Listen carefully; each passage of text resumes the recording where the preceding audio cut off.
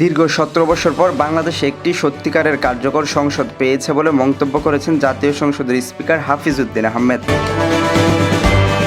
বুধবার জাতীয় সংসদের সাংবাদিক লাউঞ্জে বাংলাদেশ পার্লামেন্ট জার্নালিস্ট অ্যাসোসিয়েশন আয়োজিত ফল উৎসব 2026-এ প্রধান অতিথির বক্তব্যে তিনি একথা বলেন।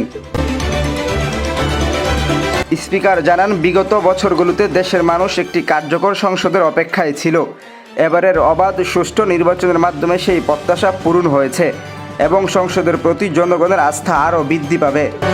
তিনি অতীতের সংসদীয় ব্যবস্থার সমালোচনা করে বলেন, দীর্ঘদিন ধরে দেশের কার্যকর সংসদের অভাব ছিল, তবে বর্তমান সংসদকে তিনি 1991 সালের পঞ্চম জাতীয় সংসদের মতো শক্তিশালী ও প্রতিনিধিত্বশীল বলে উল্লেখ করেন। হাফিজ উদ্দিন আহমেদ বলেন, এবারের ভোটের ফলাফল প্রমাণ করেছে দেশের মানুষ পরিবর্তন চায় এবং একটি জবাবদিহিতামূলক সংসদ দেখতে আগ্রহী। এদিকে ডেপুটি স্পিকার ব্যারিস্টার কাউসার কামাল সংসদকে গণতন্ত্রের কেন্দ্রবিন্দু হিসেবে গড়ে তোলার আহ্বান জানান।